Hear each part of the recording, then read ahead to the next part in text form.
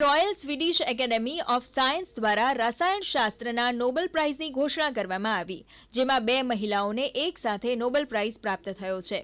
Genome એડિટિંગની પદ્ધતિ માટે Emmanuel ચાર્પેન્ટિયર અને જેનિફર દોનાને 2020નો કેમિસ્ટ્રીનો નોબેલ પુરસ્કાર જાહેર કરવામાં આવ્યો છે.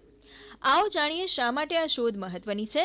આપણે સૌ જાણીએ છીએ કે જીનેટિક્સ એ કોઈ પણ પ્રાણી કે વનસ્પતિ કે જીવાણુઓના રંગ, રૂપ, આકાર અને અન્ય ગુણધર્મોનું નિર્ધારણ કરે છે. ક્યારેક આ જીનના કોડમાં ખામી પણ રહી જતી હોય છે. શું આપણે એ ખામીને દૂર કરી શકીએ તો? જીનોમની લાંબી શૃંખલા કોઈ કાતરની જેમ કાપી ભૂલને સુધારી શકાય તો? બસ આવું જ સંશોધન ઇમેન્યુઅલ અને જેનિફરે કર્યું છે. CRISPR-Cas9 નામની જેનેટિક કાતરથી પ્રાણી, જીવાણુ અને વનસ્પતિના ડીએનએમાં બદલાવ કરી શકાય છે. 1968માં જન્મેલા ફ્રેન્ચ વિજ્ઞાની ઇમેન્યુઅલ ચાર્પેન્ટિયરે સ્ટ્રેપ્ટોકોકસ પાયોજીન્સ નામના બેક્ટેરિયા પર શોધ કરતી વખતે જોયું કે બેક્ટેરિયાની અંદર એક પ્રાકૃતિક રોગ પ્રતિરોધક વ્યવસ્થા છે, જે તેના પર હુમલો કરતા વાયરસના ડીએનએને તોડી નાખે છે.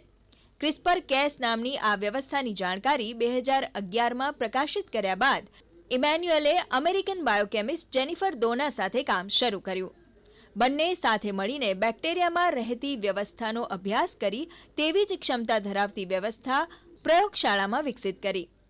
સમજી લો કે એક કાતરની જેમ તે જીનોમના ટુકડા કરી શકે છે. તેમણે એટલી ચોકસાઈપૂર્વક સંશોધન કર્યું કે ડીએનએની અંદરનો કોઈ ચોક્કસ ભાગ ઓળખીને તેટલો જ ભાગ હટાવી શકાય. તેમની આ શોધથી જીનેટિક્સના નવા યુગનો પ્રારંભ થયો છે. આ શોધથી એવા પાક ઉગાડી શકાય છે જે દુકાળ અને જીવાતો સામે ટકી શકે. કેન્સર જેવા રોગોનો ઇલાજ પણ આ શોધથી સરળ બનશે તેવું માનવામાં આવી રહ્યું છે. વિજ્ઞાનને એક નવી દિશા આપવા બદલ અને જીવનની સમજના નવા યુગનો પ્રારંભ કરવા બદલ બંને મહિલાઓને વર્ષ 2020નો કેમિસ્ટ્રીનો નોબેલ પુરસ્કાર અપાયો છે.